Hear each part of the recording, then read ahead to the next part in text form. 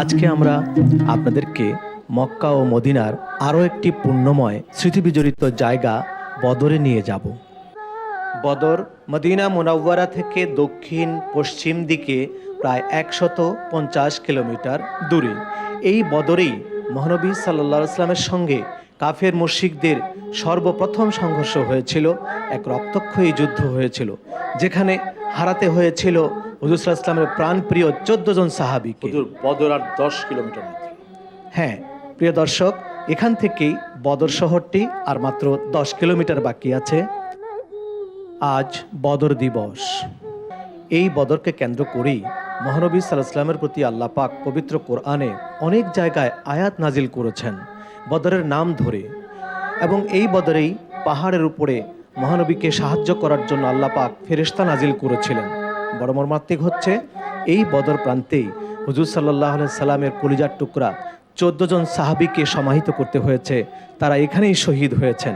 আরও বড্ড মজার খবর হলো, এই বদরেই 2 জন অপ্রাপ্তবয়স্ক বাচ্চার কাছে আবু জেহেলের মতো পাপাত্তা নিহত হয়েছিল, সেও কিন্তু এখানেই আছে।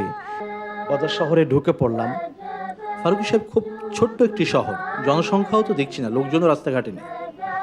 হ্যাঁ, ভাবতে অবাক লাগে, তেমন লোক দেখা যাচ্ছে না। কত হবে আর, শহরটির আয়তন 5-6 কিলোমিটার। এই সেই মসজিদ, মসজিদে আরিস এর নাম।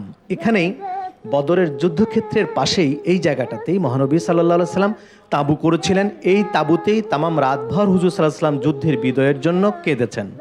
আমি যেখানে দাঁড়িয়ে আছি এই মসজিদটাতেই বদরের যুদ্ধের আগের রাতে আমার নবীজি সাল্লাল্লাহু আলাইহি ওয়াসাল্লাম সারা রাত ভর কেঁদেছেন। আমার নবী বলেছেন, হে আল্লাহ, এই যুদ্ধে যদি মুসলমানদের পরাজয় হয় তাহলে আর তোমার নাম নেবার কেউ রইল না। আল্লাহ তাআলা ভোরবেলা নবীজি সাল্লাল্লাহু আলাইহি সাল্লামকে বিজয়ের সংবাদ দিয়েছিলেন এখানেই।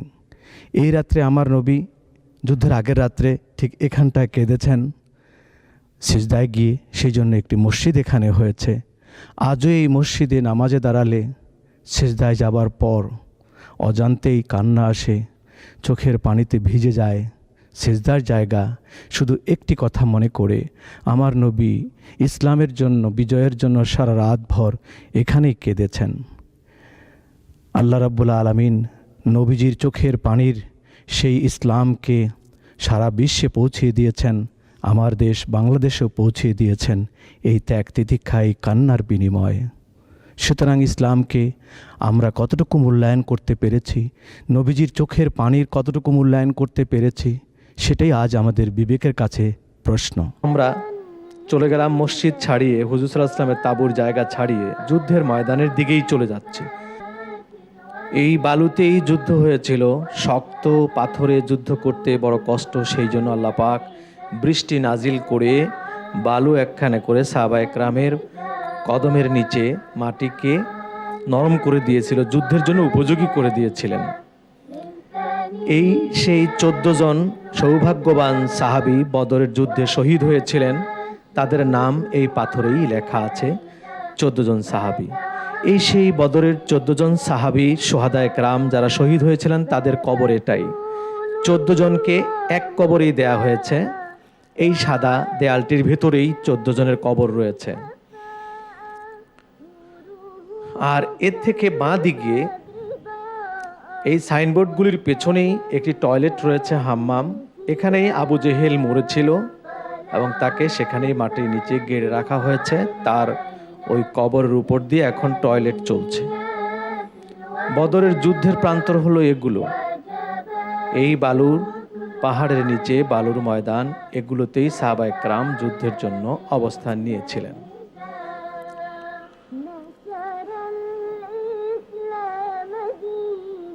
একটু আগে আপনাদেরকে এই মসজিদটির কথাই বলছিলাম।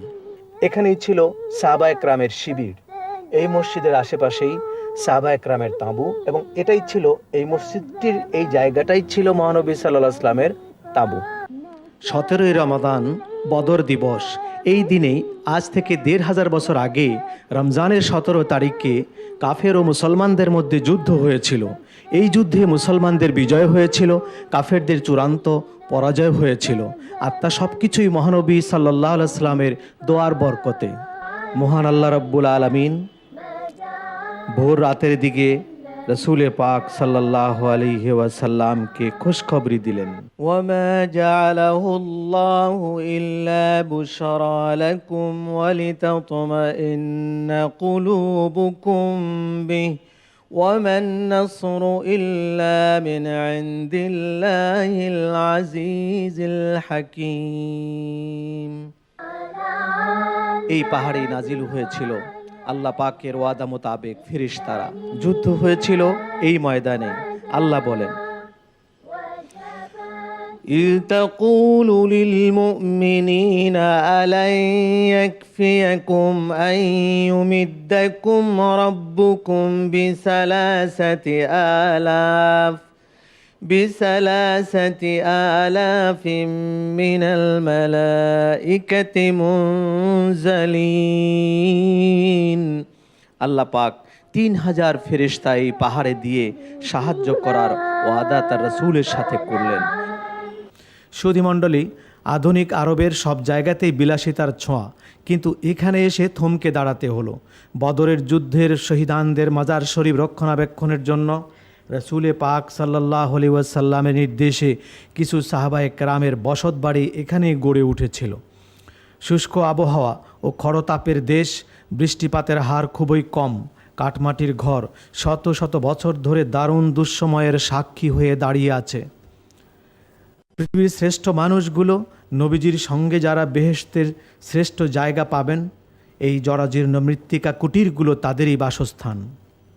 যে উত্তপ্ত মরু অঞ্চলে বৈদ্যুতিক পাখা, এমনকি এয়ার কন্ডিশন ব্যবহার করেও স্বস্তিতে বসবাস করা যায় না, অথচ সেই যুগে এখানেই পৃথিবীর সেরা মানুষ নবীজির সাহাবীরা যুগ যুগ ধরে বসবাস করে গেছেন। কারণ খুঁজলে একটাই পাওয়া যাবে, আর তা হলো তারা পৃথিবীর সব কিছু ভুলতে পারতেন, কিন্তু আল্লাহ এবং তার রাসূলকেই শুধু ভুলতে পারতেন না। এই ভাঙ্গা মাটির ঘরবাড়ি পরপারের জ্ঞান পিপাসু একজন পথিককে বারবার কোরআনের সেই আয়াতটি মনে করিয়ে দেবে, আর তা হলো, ইয়াউমা লা ইয়ানফাউ মালুন ওয়ালা বানুনা ইল্লা মান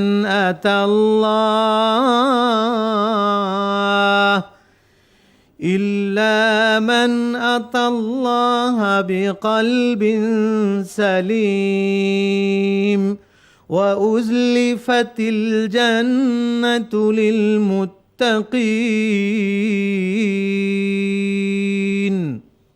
আর সেদিন মানুষের ধন সম্পদ এবং সন্তান সন্ততি কোনো কাজে আসবে না, তবে আল্লাহর দিদারের প্রশান্ত আত্মা সেই পাবে সব সাফল্য। আর সে সাফল্য কি? কিয়ামতের দিন তাদের সামনে বেহেশতের নীড় সেই জান্নাতকে উপস্থিত করানো হবে। 1500 বছর আগে বর্বর যুগে পাহাড় পর্বত পেরিয়ে গিরিপথ দিয়ে এসে বহু কষ্ট করে হুজুর সাল্লাল্লাহু আলাইহি ওয়াসাল্লাম সাহাবায়ে কেরামদেরকে নিয়ে ইসলাম রক্ষার জন্য এবং শান্তি প্রতিষ্ঠার জন্য, ইসলামী আদর্শ প্রতিষ্ঠার জন্য যে ত্যাগ স্বীকার করলেন, সাহাবায়ে কেরাম শহীদ হলেন, আহত হলেন, সব কিছু হারালেন। এই ত্যাগ স্বীকারের বদৌলতে আজ আমরা ধর্ম ভোগ করছি। আমাদের এত দূর পর্যন্ত এসে পৌঁছেছে ধর্মীয় আলো। কিন্তু এতদিন পরে একবিংশ শতাব্দীতে সবচেয়ে বেশি আধুনিক সভ্যতার যুগে সব রকম সুবিধা পেয়ে, সুবিধার সর্বোচ্চ আসনে আমরা পৌঁছে ইসলামের জন্য আমরা কি করতে পেরেছি? ইসলামের সঠিক মর্যাদার আসনে আমরা কতটুকু ইসলামকে সমাসীন করতে পেরেছি? প্রশ্নটি সবার কাছে।